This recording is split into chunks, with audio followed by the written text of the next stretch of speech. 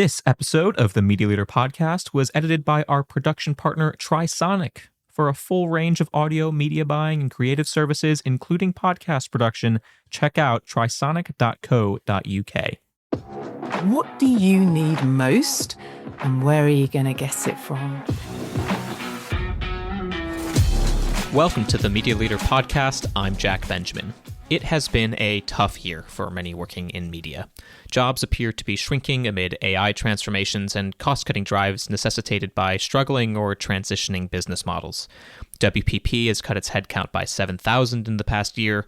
Omnicom's acquisition of IPG will lead to cost synergies, which also translates to potential redundancies, and similar consolidations are expected to come to the TV market. Meanwhile, publishers continue to get squeezed by big tech via the development of AI search, and big tech itself is also replacing many of its workers, especially at the entry level, with AI. With few exceptions, the stories we track every day at the Media Leader are sadly those of job losses rather than job gains. We view our mission at the Media Leader in part as being as helpful as possible to the industry in which we serve. With that in mind, we wanted to open the conversation about redundancy and see if we could help impart advice on those affected or feeling precarious. Annabel McCaffrey leads the advice line team for Nabs, the ad industry's well-being charity. Last year, Nabs received a record number of calls from those in distress, including a 39% year-on-year increase in calls for redundancy support. We asked our readers and listeners to send in their questions on the topic of redundancy and other related issues, and I put those questions to McCaffrey. This is our conversation. I hope you enjoy. Annabel McCaffrey, welcome to the show. Thank you, Jack. It's a pleasure to have you on. From Nabs' point of view, how would you characterize the current state of things in Adland? I think everybody is feeling a great sense of uncertainty at the moment. In the wider world, we know there's a huge amount going on. There's layer upon layer of uncertainty. We're perhaps one of the more difficult and challenging feelings that everybody is sort of noticing is the sense of uncertainty is right at the top and rippling down to all levels, and literally just not knowing quite what's going to happen next. So I've got a list of submitted questions here on the topic of redundancy, on the topics of sort of that uncertainty that you're speaking to, and I'm keen to hear your responses and advice. But before we start, were there any themes that stood out to you from this question list that you've had a look at in advance? That's a really good thought, actually, Jack. And yes, absolutely, there were. What I've been able to identify these themes because at Nabs we hear these questions or these types of questions all the time, and we're very experienced in understanding what the impact is for people. And there were three specific themes: the impact for people when things are so uncertain and redundancy is in the air. So worry puts us into flight, fight, and often paralysis. And worries, of course, need to be acknowledged. It's an absolutely normal situation, or it's a normal response, but it uses up our energy, and it's not particularly useful. So one of the things that we can help with at Nabs, and people might know how to do this anyway, is how to reduce that noise of your chattering monkey mind and sort of calm your senses, and then you can start to be more proactive in supporting yourself. We also know that sense of loneliness and isolation can hit. You think you're the only person that this is happening to, or more to the point, the only person who's feeling like this. And we do a lot of work in groups and breakout rooms, and people get to share how they're feeling, and it makes such a difference for people to know that they are not on their own. And this is a big part of the work that Nabs does, to bring our industry together in the good times and the tough times. And of course, I've said already about uncertainty. When we're feeling uncertain, and something that can happen which isn't particularly healthy, that we're desperate as individuals often to create some uncertainty. It's a human condition. And we want to control as much as possible, and trying to work out what we can control and what we can't control is really, really important. And also sometimes we might cling to unhealthy beliefs so that we have a sense of certainty, but actually those beliefs might not serve us anymore. So again, this is something that Nabs recognises, and we have various support services that can help people through that. I think that's a really good summary. And on to the questions then. And I should note that these are anonymized. So no risk at all in terms of people's identities being out there. First question. I'm a grad who just landed a job at an agency, but the vast majority of my friends are struggling to get into any entry-level jobs in media. What advice would you give to people trying to get a foot in the door when it feels like so much of entry-level work can be done by AI now? It's a good question. First of all, congratulations to the questioner, landing a job, difficult times. And yeah, AI, huge anxiety. I suppose my first thought about this was really important. Yes, we've all got that anxiety, but let's look at the reality. There's a lot of hype around the impact of AI, and we need to be able to sort of see through that. I read a couple of really interesting articles recently, and AI is here to stay. Let's learn it, harness it, but use it to our benefit as human beings. And that can free up our time for the more human, creative connections that AI can't provide through lived experience and sharing our feelings. And it's those elements that bring fresh perspectives, to companies, to the work that each of us are doing.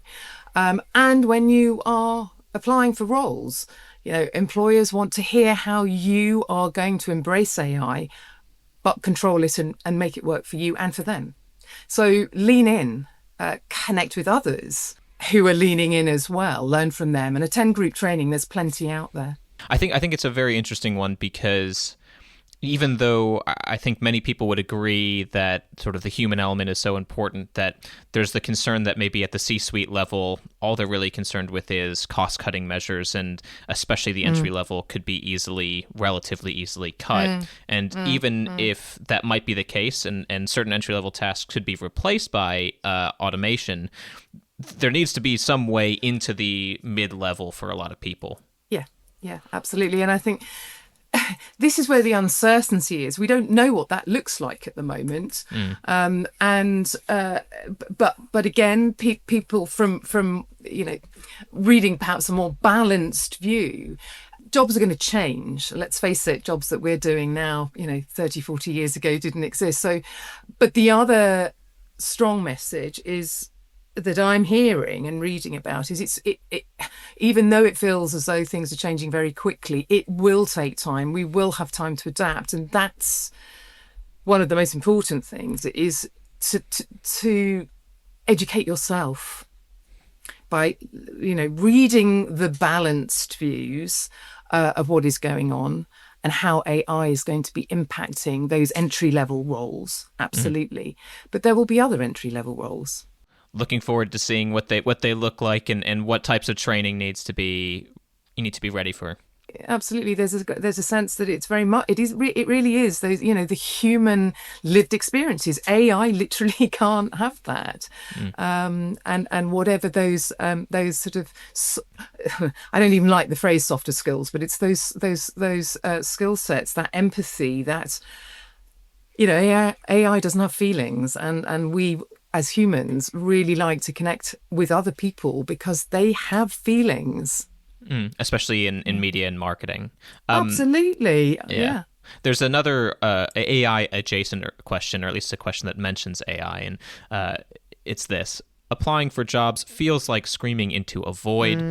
Rejections don't come with feedback, and it's not even clear to me that a person is viewed it as opposed to AI. What advice would you give for those of us job hunting without much success and no guidance on how to improve our applications? Do you know, this question, Jack, really impacted me. That sense of screaming into a void was so moving and touching, because that's exactly what it feels like for people at the moment. And as you say, the questioner was asking about you literally don't know where your application is landing, and with no feedback. what we're really aware of at Nabs is the impact, the emotional impact on people. I mean, you're literally being ghosted and rejected over and over and over again. And what that does to people and their, their self-esteem, their sense of identity, it's normal to feel lonely and unseen and very lost because you're not getting any feedback. And we hear it on the advice line. My team that I lead on the advice line, and my invitation is for anybody who's going through this, please speak to us on the advice line. You'll get compassionate understanding, but also it's an opportunity to explore what might you be able to do differently. Something needs to shift if you're not getting a job or you're not getting a response. I appreciate that may not change. But I was given some fantastic advice from a mentor quite recently, which was sometimes it's useful to make a different decision when things aren't going in the way you want them to. But sometimes knowing what that is, we all need help. And I think that's one of the other things, this sense of being isolated. Nabs has a huge focus around connecting people and making everybody in the industry know that we're a community. One thing you can do is find a trusted mentor who can comment on your application, but somebody, whose opinion you regard. As I said, connecting with your community through Nabs. Workshops. The breakout rooms in our workshops are the things that people really, really find so helpful because they connect, they can share how they're feeling, they don't feel they're the only ones, but also they share top tips. So check out our calendar for all the workshops that we've got going on. There'll be something there to appeal to anyone. And you know what? The other really strong message I like to offer people is when you are in that looking for jobs and you're making it, your 9 to 5 job. Some people make it their 24/7 job, and that just to look for a job can be utterly devastating when you are being rejected like this. Find some time in your week to feel valuable to others. I really invite you to do that. Think about what's close to your heart. Offer your time and skills voluntarily in some way. And you'll be making a contribution, you'll be making a difference.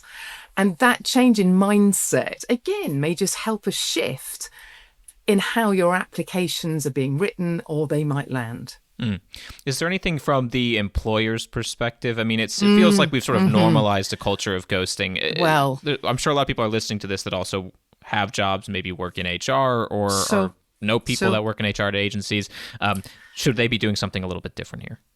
Of course, if they can. We fully appreciate that when there are high levels of applications coming in, it can feel overwhelming for the people receiving them and how they're managing them. But if there's any way that organisations, companies, recruiters can offer one piece of feedback, an acknowledgement, a simple acknowledgement, and a real piece of feedback, not just a standard piece of feedback. But I appreciate that that's very difficult, as I say, when you've got lots of applications coming in. I think the thing that really gets people is when they get to the interview stage and then don't necessarily receive detailed feedback. I think a lot of people have accepted maybe, okay, if I didn't even get called for an interview, fine. I don't necessarily know exactly where it went wrong, but I didn't talk to anyone. So I don't necessarily need a human response in response to that. Yeah. But when you get to an interview stage and then maybe still not getting feedback is very difficult. No, okay. At that point, I would really, really encourage employers to provide a level of feedback. It's respect, and it is incredibly valuable, for the person that you've interviewed. But it's also a way of being clear yourself as an employer about why that person wasn't right for you. It's also at times an opportunity to go, actually, they did have everything that we were asking for, and we've just realised it's not quite right. We might need to, it's a two-way thing. But, this person might be somebody who you want to employ in the future. It's something we've done at Nabs, where we've said to somebody, you've got 2 out of the 3 major skill sets that we're looking for. If you can go and do a bit of work on this order, and that person came back to us and we ended up employing them. So, yeah. We've got a similar-ish question. Someone says they're without a job for the first time in the better part of a decade. What advice would you give to someone who hasn't had to edit their CV in quite some time? One of the most important things in CVs, and we are beginning to hear from people when they're looking for jobs, how they're putting their CV together. One of the most important things is think about what the employer wants to know. Imagine you're the employer. You've got the job description. You're the employer. What would you want to know? What would you want to see on the CV? So keep it relevant. The big no-no is do not provide your entire career history, because employers, recruiters, they don't have the time and they don't want to see that. They just want to know, can you do this job? And that's, the very fact that you've provided the information in such a way that they can see that you can do the job or that you can't will just be so pleasing to them. And so any CV that does that, and that can be in that first sort of profile, and then, listing the achievements that mattered for this role. So certainly when you're editing after a decade, that can be quite a challenge. And so, yes, it's for you as an individual to reflect on your achievements and your challenges. It's always a really interesting one for employers. And it's not just about necessarily professional achievements and challenges. It can be personal ones, but that, have brought value to the way that you work. But it's quite difficult sometimes to do that in isolation. So we really invite people to, ask your friends, ask your families, ask trusted colleagues what they see as your unique strengths. And people will sometimes come up with things that you didn't realise or didn't expect. The other very useful tool, of course, are your past performance reviews, appraisals, feedback.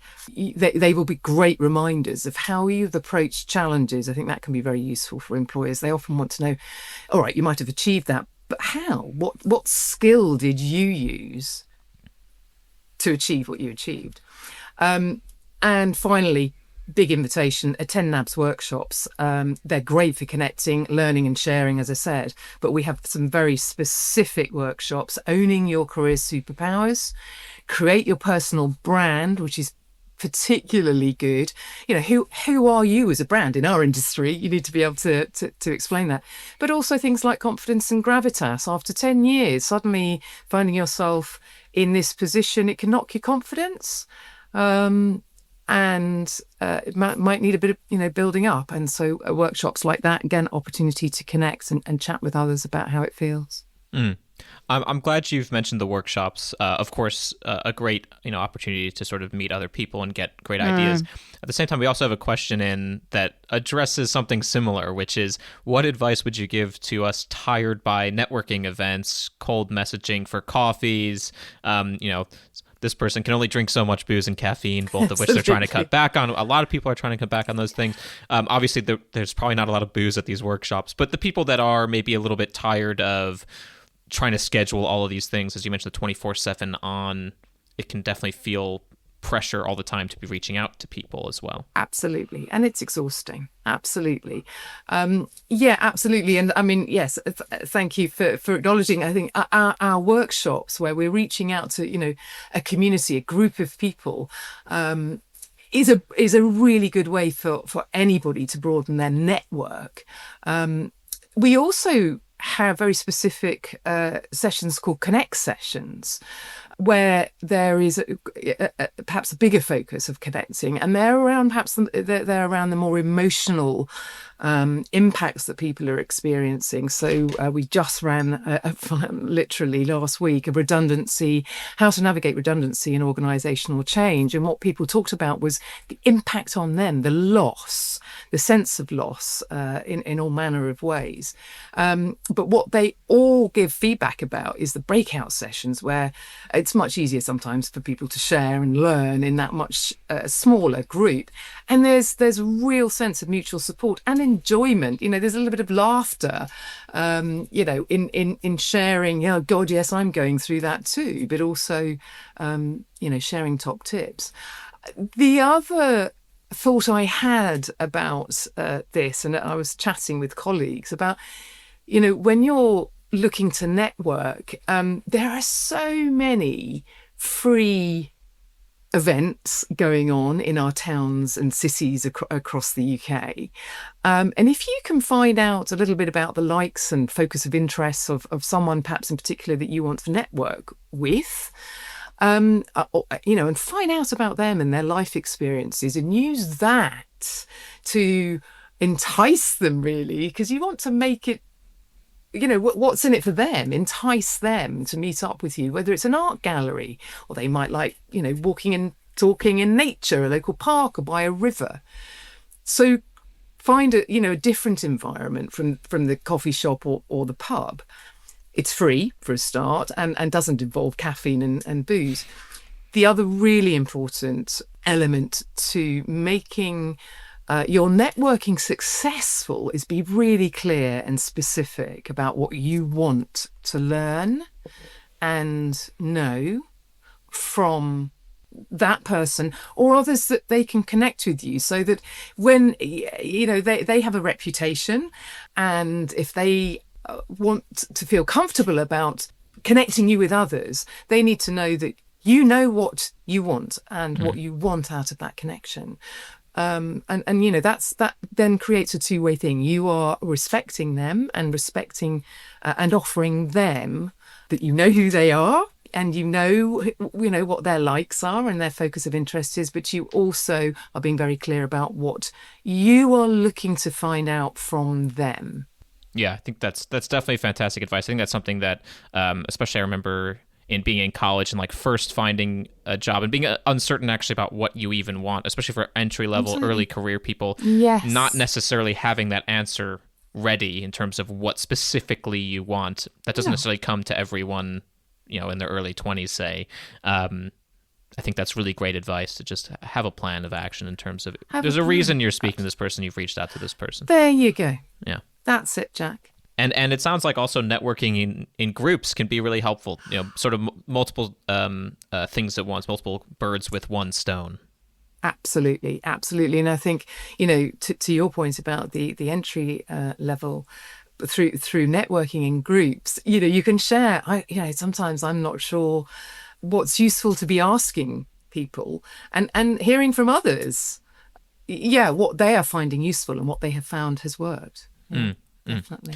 There's a more general question that we had submitted. How does redundancy impact people differently at different stages of their career? Is your advice generally distinct for those in their 20s versus those in their 50s, say?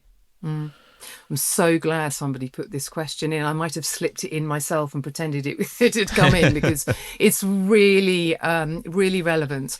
And we are very conscious at Nabs, actually through having done our all-in census back in 2023, about the different impacts that redundancy for people at different ages can have.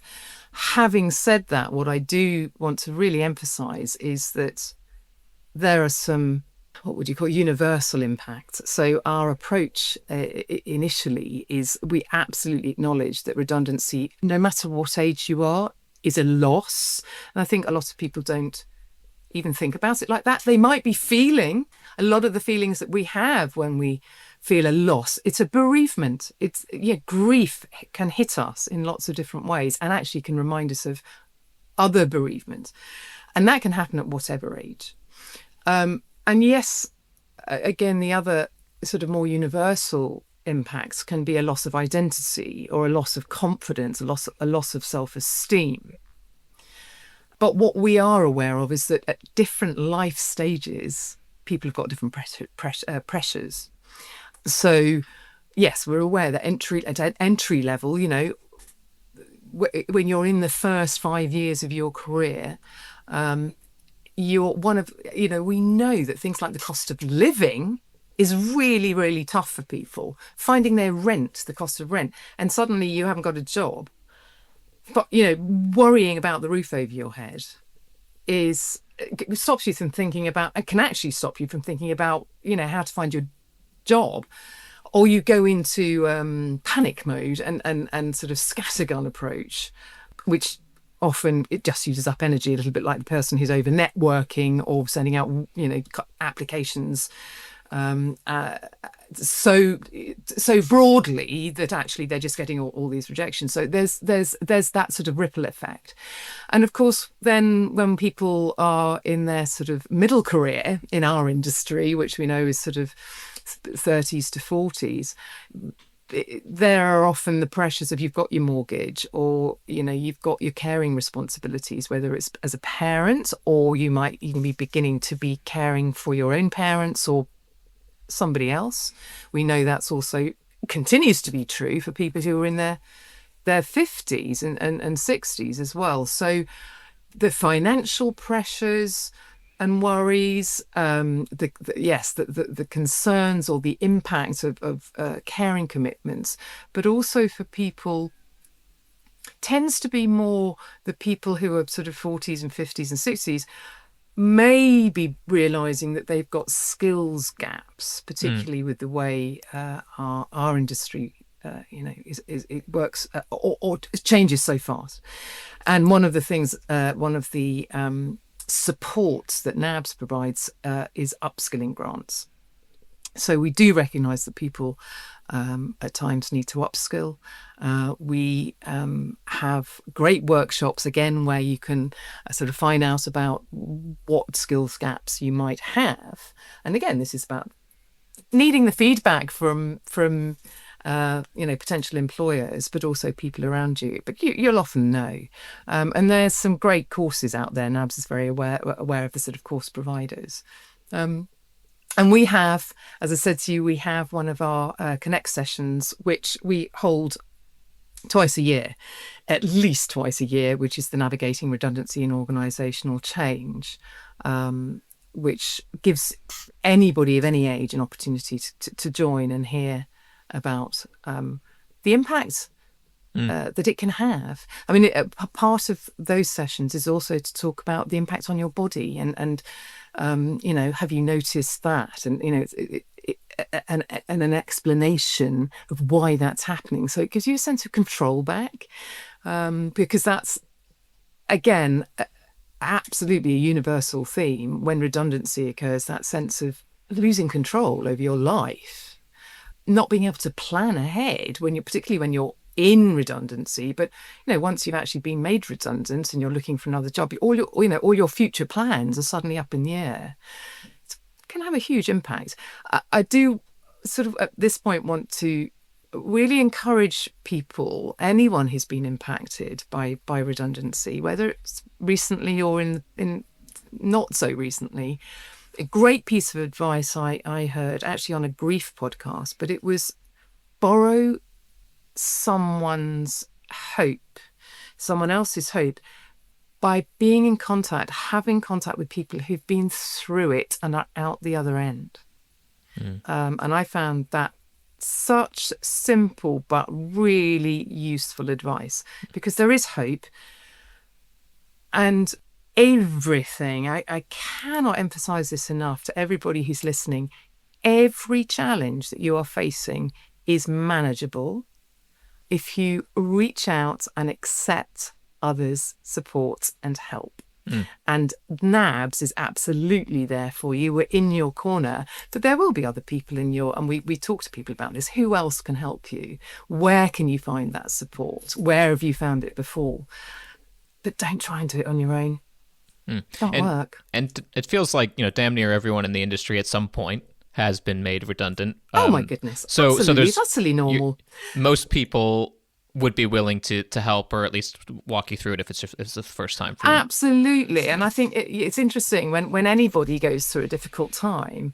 I was reminded again at the weekend about for all of us, our journeys through life, one of the great values that we can bring to life or to others' lives and contributing is that hope, that story, that final end bit of each journey that we go through of sharing. The value that we can bring when we've been through our challenges is to share, what it did for us and what we gained. I'm cautious about talking about that too much when people are really in it. We don't talk to them about what you're going to gain, because you can't see that far ahead. But there will come a time on that journey when it's you can look back, and for quite a lot of people they'll say, do you know what? Now in hindsight, I'm glad it happened. But it's a tough old time. We did have a submitted question from someone who was a bit older. Like many of my age, over 50, they've moved into a consultancy role. It feels like this has become more common. What support does Nabs have for people like us, and is consulting generally sustainable for people long term? Yes, and we do see this a lot, and people, consultants, self-employed freelancers, contacting Nabs about some of the challenges. I mean, it can work extremely well. It gives you an opportunity to sort of pick and choose where you want to work and who you want to work with and how you want to work. But some of the challenges we know that you can feel quite isolated.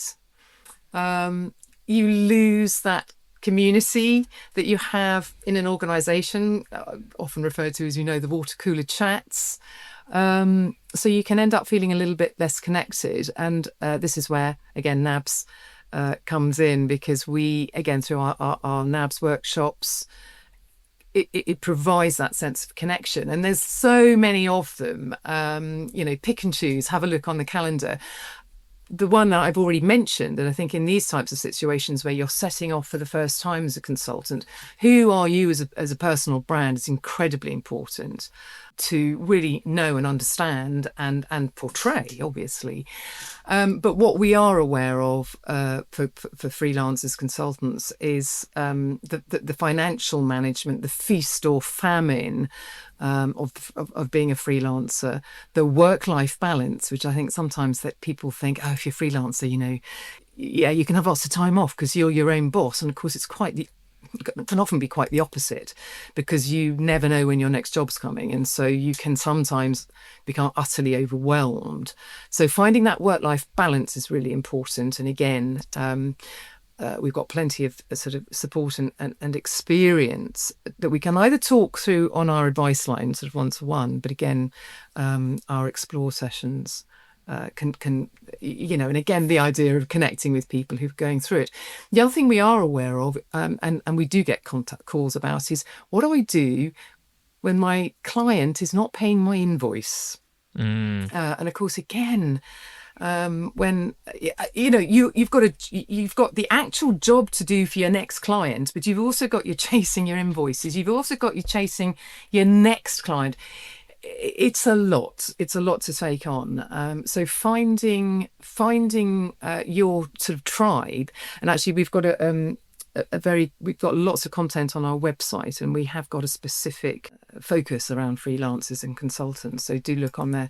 But if non-payment of invoices, contact our advice line. They can talk you through the steps of how to manage that, because it's not you can find that information online, but they'll talk you about, you want to approach this. You don't want to burn any bridges, but you want to approach this in the right way.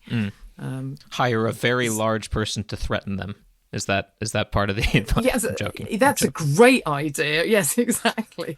No, but there is something about, if there is a particular client who has a habit of either paying late or just, being awkward about not paying the whole invoice for some reason, we have spoken to people and said, actually, you have to weigh up whether you want to continue to work with this client or not. So it's about relationships, isn't it? And whether it's worth it. businesses, relationships, for sure. There you go. Yeah. Here's another question. I'll soon be going on maternity leave, and I'm nervous about the process of getting back to work later on.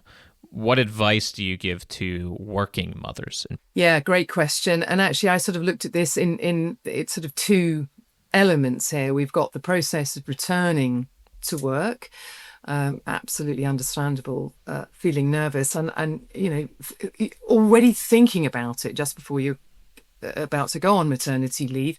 This is a time when you want to be looking forward to, and I appreciate that there's going to be apprehension as well about becoming a new parent, a new mum, but having some certainty, some level of certainty and reassurance about what it might look like when you return is really important. And I'll talk a little bit more about that in a moment, but also about once you have returned, and for all of those mums out there who have returned and dads who have returned after any type of leave, but mums particularly who've had that longer leave, about what support you might need.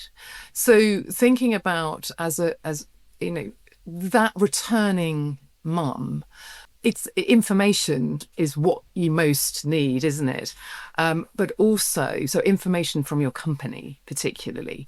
So it's a bit obvious, and I'm sure most people would think about this, but do ask for all the company policies around maternity leave, what you can expect with things like your kit days, but also to have the conversation before you go on maternity leave, so that and communication is such an important part of this.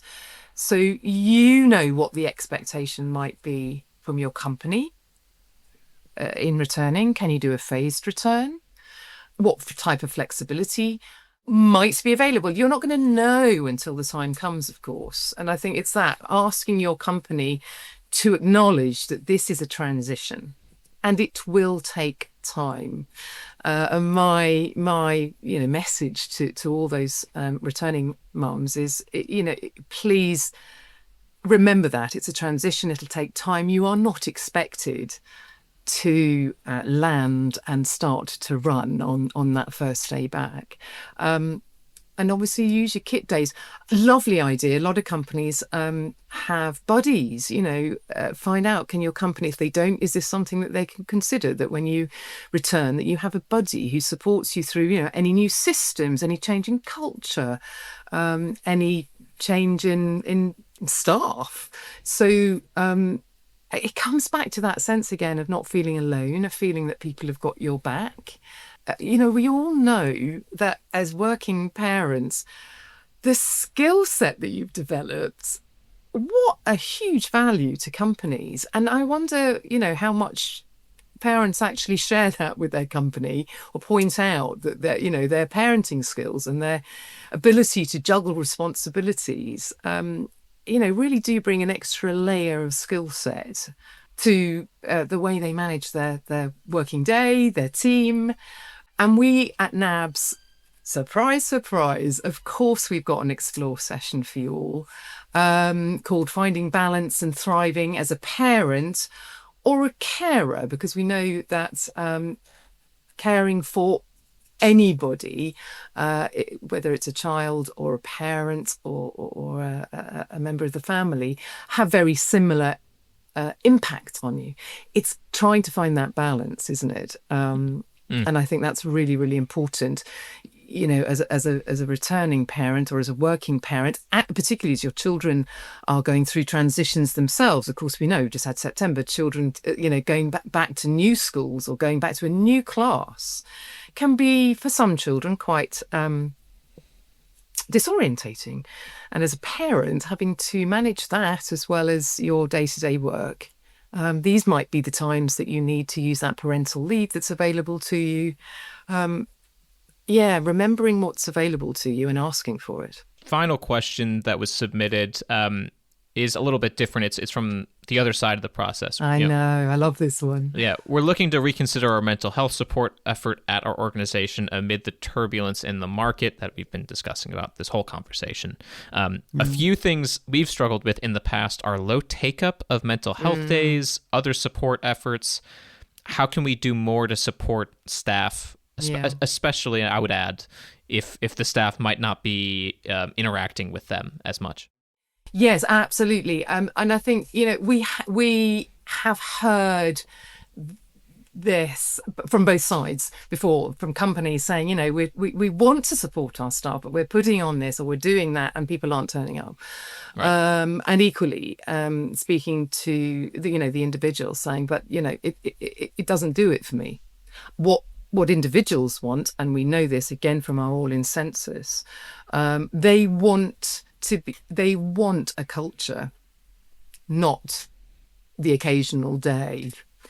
So they want a culture of mental wellness in their company that is lived and breathed at top level, that leadership are modelling mental wellness in themselves and showing what that looks like, which gives permission to others to do the same. So it's normalizing conversations around how we're feeling. And I know that's about balancing that. We all have a responsibility around how much we share and with who. But it absolutely gives other people permission to open up if we normalize those conversations, or be really clear as an organization where people can go, who they can speak to around if they're struggling with their mental wellness. One of the really important pieces of information that came out of, and evidence that came out of our all-in census, was around the fact that managers who sit in between their team and leadership, that their team want to speak to managers about their mental wellness, but they don't necessarily have the confidence in their managers. And equally, we know what we're hearing from managers, they haven't had the training. Managers are often promoted because they've got really good technical skills in their roles, but what they aren't often trained in by their companies are how to look after their team and their mental, their mental wellness. And there's a balance there as well. It's not just the manager's responsibility, but inevitably, part of managing a team is making sure that everybody's okay and coping with their workload and so on. And in answer to that big piece of evidence, Nabs created this really, really good program, which is our Manager's Mindset program, which we've rolled out this year and has been extremely successful. The feedback has been really good. So companies, the one thing companies can do, and again, a big call to action, is think about encouraging your managers to go on this training or sign up to it commercially for all your managers. And because it is available for that. Yeah, and if anyone needs any extra information, there's coverage of it on the Media Leader. I actually spoke with your boss, Sue Todd, about this last year as well, just ahead of the launch. So if anyone wants more information before signing up, certainly check out the Media Leader. I'm out of questions that have been submitted. I've got one final one, and it's just because it's topical. World Mental Health Day is, I believe, in October 10th, I believe is the specific date this year. What sort of advice would you give to people, especially taking that day next month, to reflect on their own well-being? I slightly balk against the idea of just doing it on one day a year, and I'm sure everybody else, will acknowledge that. Really, this is something that all of us need to do every day. Just take a moment. And a really simple way of doing this, either for yourself and for others on your team, is to literally ask on a scale of 1 to 10, if 1 was, feeling really, really low, can't operate today, can't do anything today, to, 10 feeling really excited and creative and motivated. Where do you sit? Where do you sit on that level? And just recognizing that it's not necessarily about even having to do anything about it, but if you did that every day, and then you would start to wonder, well, what has impacted my mental wellness today? What is it about that? But it's that self-awareness piece around mental wellness, recognizing what gives us joy. And there was one thing I actually wanted to I had thought about under the what can companies do. And it's something that we've really recognised at Nabs, and I think on Mental Health Awareness Day, let's think about what brings us joy, think about what makes us laugh, playfulness within the mental health and mental wellness arena.